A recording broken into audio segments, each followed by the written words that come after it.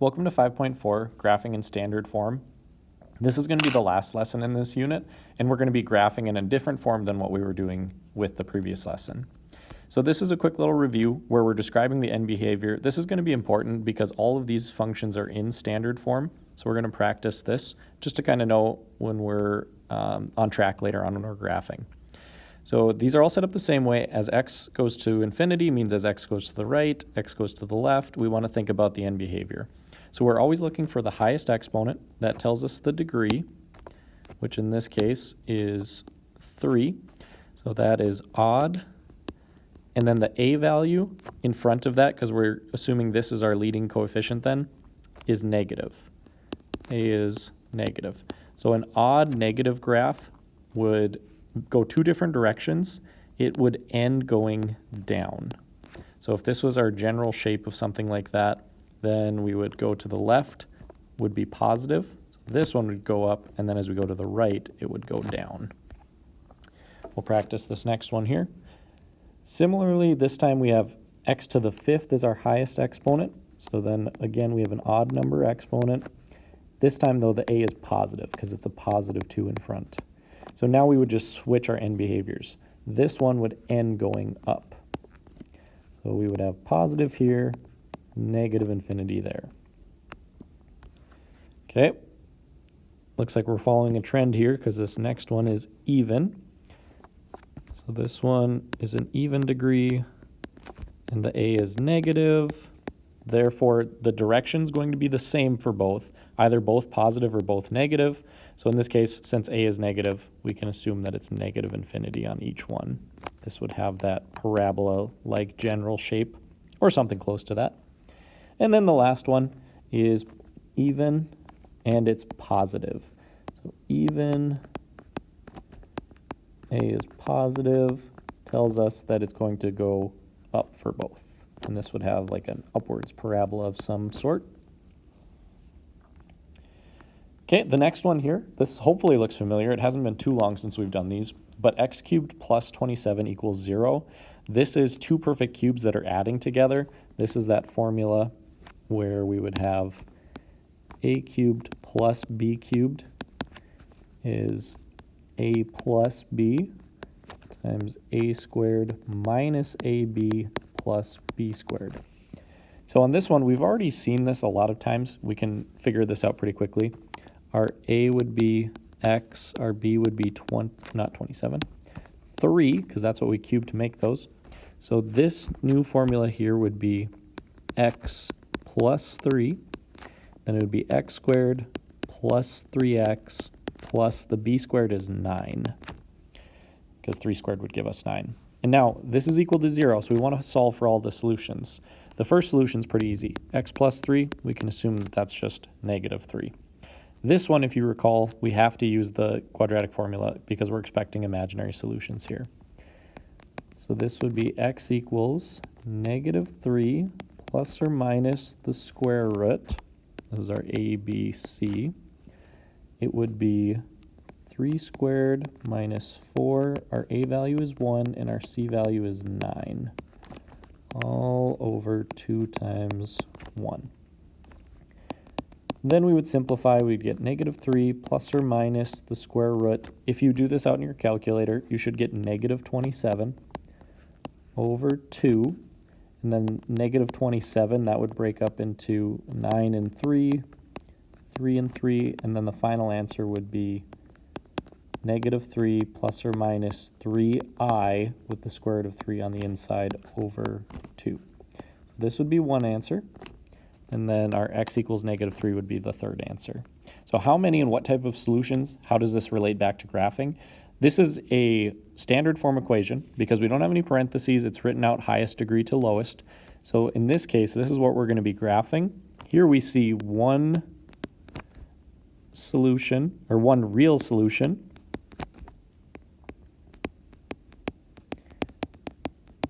and two imaginary. So we want to remember that imaginary solutions come in pairs. And since there's only one real solution, we would cross the x-axis only one time. It would look something like this. Well, actually, I can give a more accurate depiction. It would go directly through the origin. it would look something like this. But we would only cross the one time. Okay. Actually, I had it right the first time because it's -3. That's where we would cross. So like there. Okay, moving on. Sketch a graph of f of x equals x cubed plus 2x squared minus x plus 3. This one, we're looking for the degree. Right away, we see that 3. So this is odd. The end behavior here would be x approaching infinity.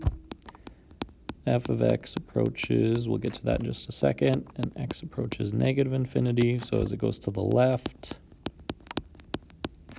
So since this is odd, and then our a value is positive, because it would be 1, then we would match the end behavior. It would be positive, positive, negative, negative, and it would look something like this.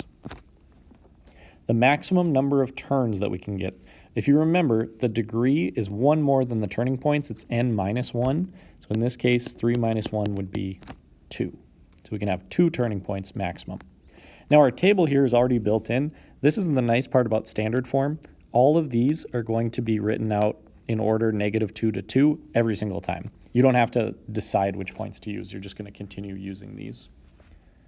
Now, if you want to be kind of efficient, you can use the synthetic division method. So we can go ahead and like list this out. I'm just going to do it one time. Otherwise, it would take forever to do this whole video. 1, 2, -1, 3. Those are the coefficients from our original equation up here. Drop the first number, multiply, -2 times 1 is -2. Add here, we would get 0. Multiply, we'd get 0. Add, we'd get -1. Multiply, we would get 2.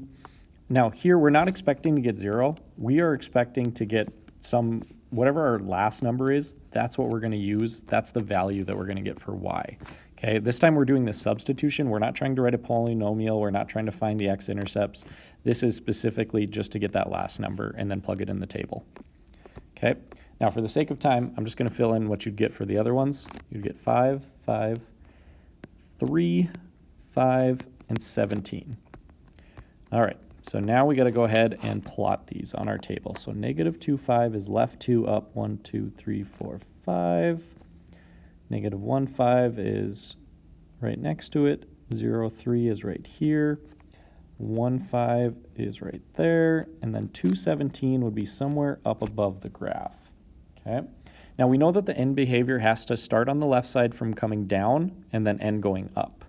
So I'm just going to assume that somewhere down here, this would go up. These points would double back down. It would turn, and then we have to end going up. Now remember, we set a maximum of 2 turns. We see a local maximum here and a local minimum there. Makes sense. The end behavior also matches. Left side's going down, right side's going up. So we can assume we did this one correctly. Let's move on and do one more of these. So here we have a degree that is 4. That's even. And then note that our a value is negative. We got that -1 there. So then our end behavior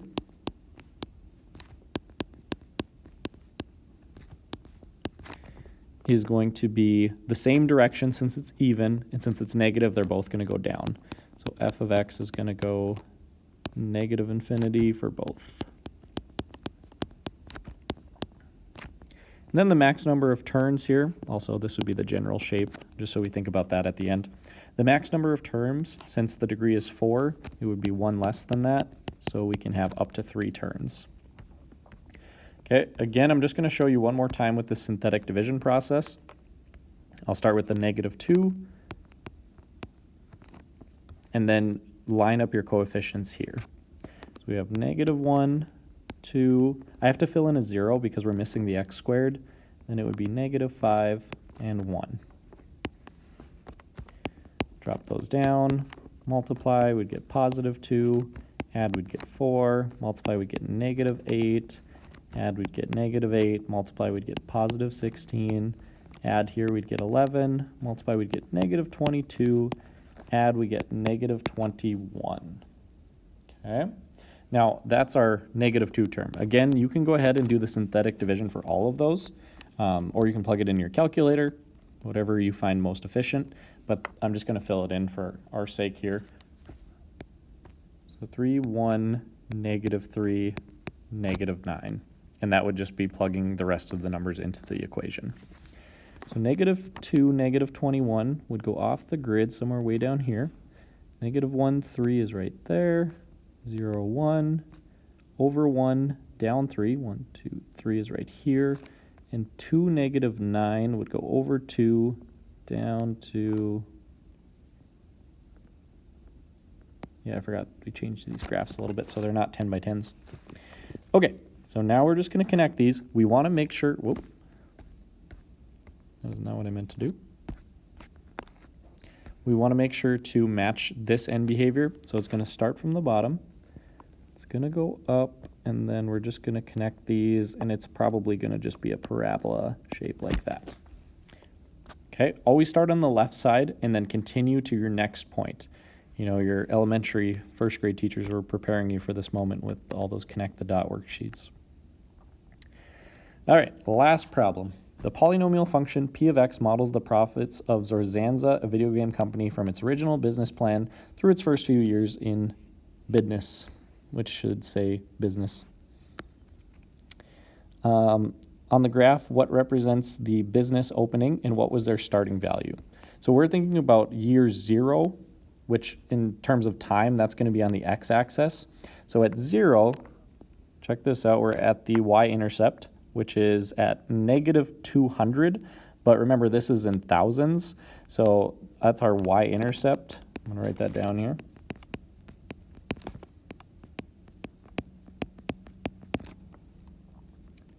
That's their business opening, and the starting value would be -200,000.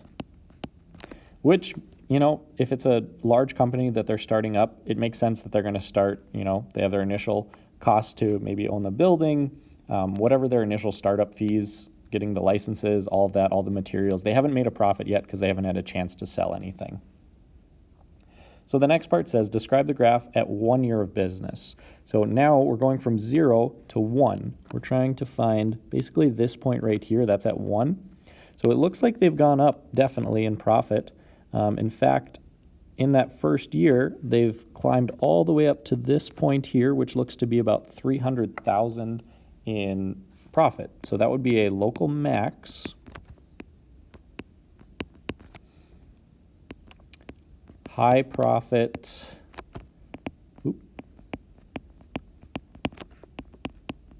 point of about 300,000. You don't have to be exact. We can't really take a microscope to that. In their first year, which is pretty good. They went from -200,000, you know, like money that they borrowed against, all the way to a profit of 300,000, which is pretty significant in 1 year.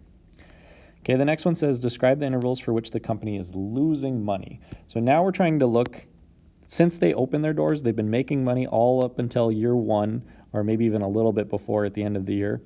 And then, unfortunately, it seems to go down for the next few years until they reach this bottom point here, which would be like a local minimum. That looks to be about 3.25, kind of halfway in between 3 and 3.5. So we could say year 1 to 3.25, or you could write that like this if you want to think of the interval notation.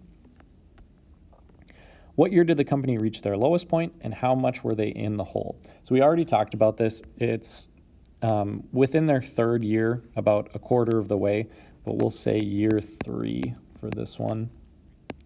And they are approximately, so if we go to that, it's slightly past 600,000 in the hole. We'll say about -625, which is pretty significant. That would be hard to keep a business open when you're losing that much money. Then it says, in what year did the company release a highly anticipated game called Call of Guitar Hero 2? How can you tell based off the graph? So in this case, it's very likely that since they started here down at the bottom and then profits shot up drastically after that, it's very likely at the end of year 3 or somewhere in the middle of that, or probably not at the end, but kind of at that low point and then shot back up. So we're going to say year 3 because the sales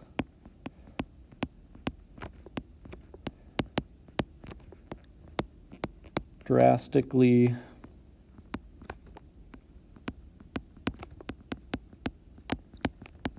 increased.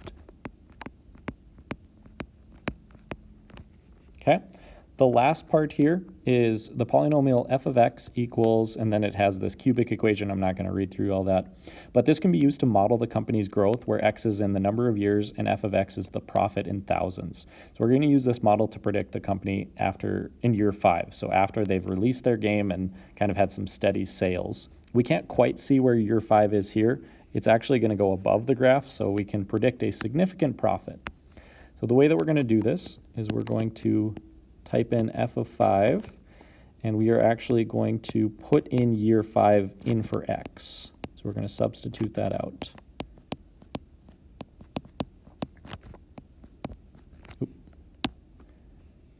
And I messed up already because that 3 is supposed to be a 5. All the x values should be 5.